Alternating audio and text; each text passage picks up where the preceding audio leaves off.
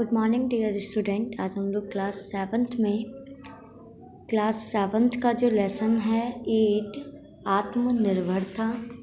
आत्मनिर्भरता जो ये चैप्टर है, इसमें हम अपनी प्रीवियस वीडियो में पेज नंबर 51 मैं रीड करके आपको समझा चुकी थी, जिसमें कवि एग्जाम्पल देके राजा हरिश्चंद्र के बारे में लास्ट लाइन थी कि राजा हरिश्चंद्र के बारे में वो कह रहे थे कि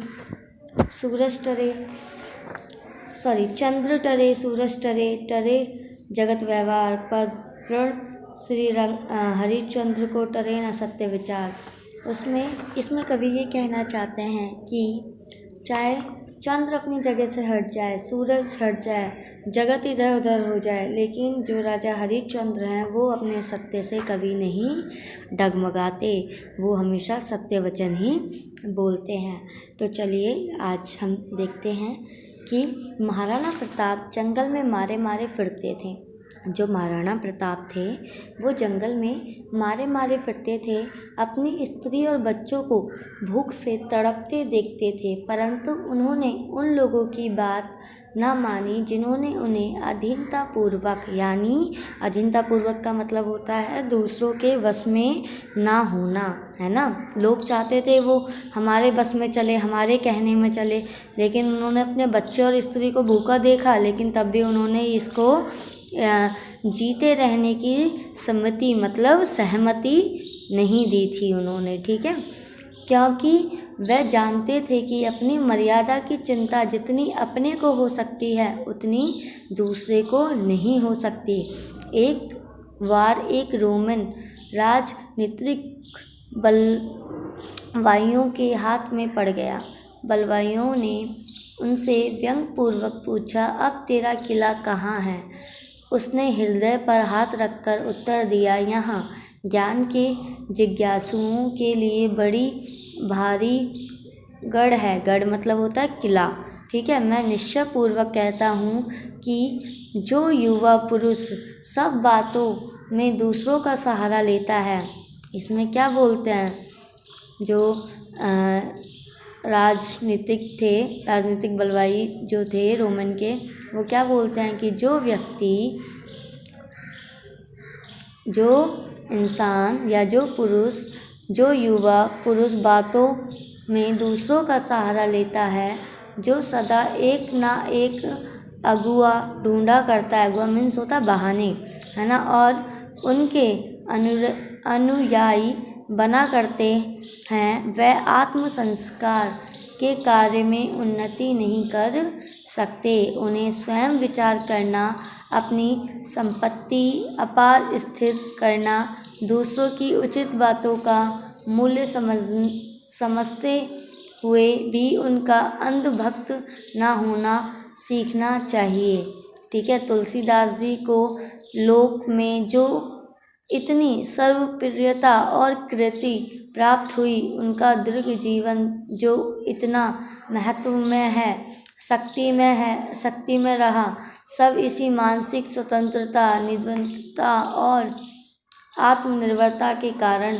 वही उनके समकालीन केशवदास को देखिए, जो उनके समकालीन कौन है, केशवदास है, उनको देखिए, जो जीवन भर विलासी राजाओं के हाथ की कठपुतली बने रहे, वो हमेशा दूसरों के कहने पे ही चलते रहे, जिन्होंने आत्म स्वतंत्रता की ओर कम ध्यान दिया। उन्होंने मतलब खुद की स्वतंत्रता के लिए वो कभी खड़े ही नहीं हुए, और अंत में अपनी बुरी गति की। और अंत में जाके भाई जब आप किसी के कहने में शुरू से लेके अंत तक चलते रहोगे, तो लास्ट में जाके आपकी क्या होगी, बुरी गति हो जाएगी, ठीक है। एक इतिहासकारी कहता है, प्रत्येक मनुष्य का भाग उसके हाथ में है। एक इतिहासकारी क्या कहता है कि हर व्यक्ति का जो भाग्य होता है वो उसके हाथ में है, ठीक है। प्रत्येक मनुष्य अपना जीवन निर्वाह श्रेष्ठ रीति से कर सकता है, यही मैंने किया है, और यदि अवसर मिले तो यही करूं। इसे चाहे स्वतंत्रता कहो, चाहे आत्मनिर्भरता कहो, चाहे स्वावलंबन कहो, जो कुछ कहो, यह वही भाव है जिससे मनुष्य और दास में भेद जान पड़ता है। यह वही भाव है जिसकी प्रेरणा से राम लक्ष्मण ने घर से निकलकर बड़े बड़े पराक्रमी वीरों पर विजय प्राप्त की। यह वही भाव है जिसकी प्रेरणा से हनुमान ने अकेले सीता मैया की खोज की। यह वही भाव है जिसकी प्रेरणा से कोलंबस ने अमेरिका समान बड़ा महाद्वीप ढूंढ निकाला। ठीक है। इसी चित्तवृत्ति की दृढ़ता से सारे दरिद्र लोग दरिद्रता और अनपढ़ लोग अज्ञानता से निकलकर उन्नत हुए। इसी चित्तवृत्ति की दृढ़ता के सहारे ही जो दरिद्र लोग दरिद्रता और अनपढ़ लोग अज्ञानता से निकलकर उन्नत हुए तथा उद्योगी और व्यवसायी लोगों ने अपनी समृद्धि का मार्ग निकाला। इसी चित्तवृत्ति के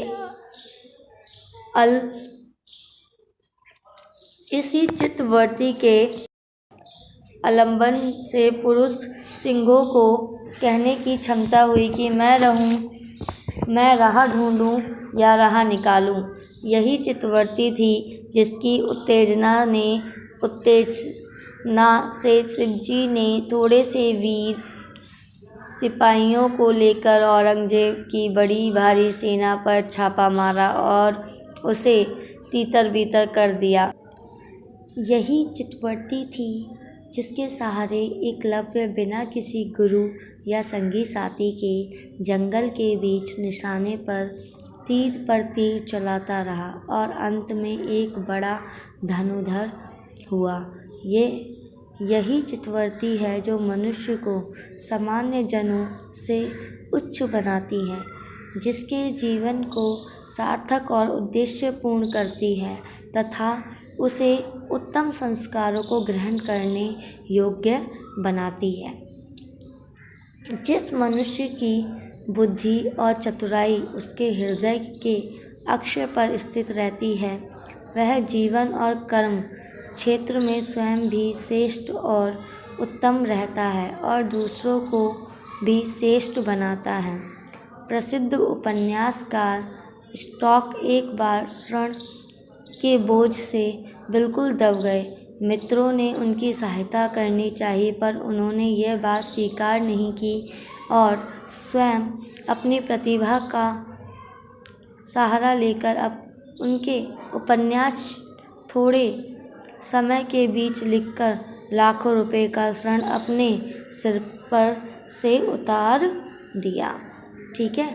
तो ये कौन से प्रसिद्ध उपन्यासकार थे? स्टॉक में, है ना। उनके ऊपर भी एक बार बहुत कर्जा हो गया था, तो उन्होंने ऐसे उपन्यास लिख के, ठीक है, तो उनसे लाखों रुपए का जो ऋण, जो कर्जा था, वो जो कर था, वो उतार दिया।